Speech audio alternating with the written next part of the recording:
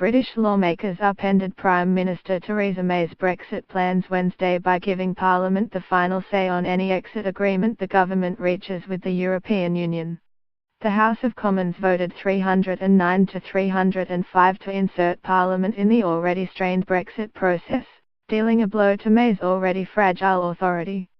Several lawmakers from the Prime Minister's governing Conservative Party sided with the opposition to insist that any withdrawal deal with the EU requires an Act of Parliament to take effect, essentially giving lawmakers a veto on Brexit.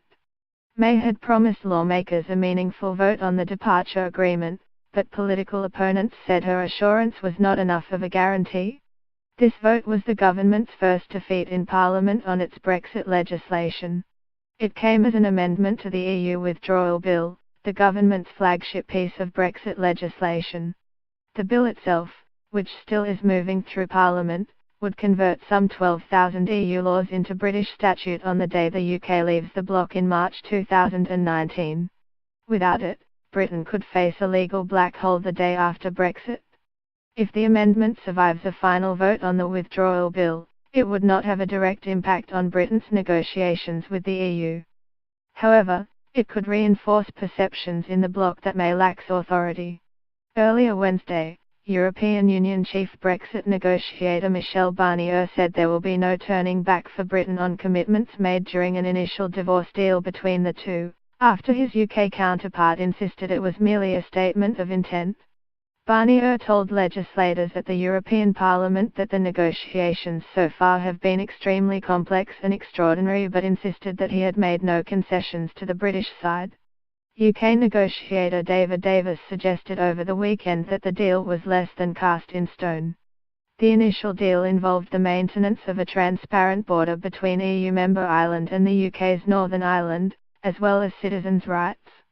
But Barnier said progress has been noted and recorded and is going to have to be translated into a legally binding withdrawal agreement on. The European Parliament's chief Brexit official, Guy Verhofstadt, said Davis was already backtracking after his statement Sunday, which riled officials in Brussels. Verhofstadt said he and Davis had spoken on Tuesday and that Davis assured me it is absolutely not his intention, not the intention of the UK government, to backtrack on their commitments. The best way to secure this is that in the coming weeks we transpose all these commitments into the legal text of a withdrawal agreement, he said. Most of the legislature had warm words for Barnier's performance in running a tight ship during the talks and keeping the 27 other EU nations united in their stance.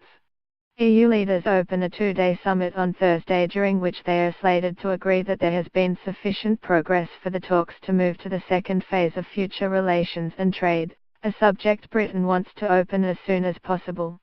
Britain is due to leave the bloc in March 2019, but a Brexit deal will have to be agreed by the fall of 2018 to give national parliaments time to approve it.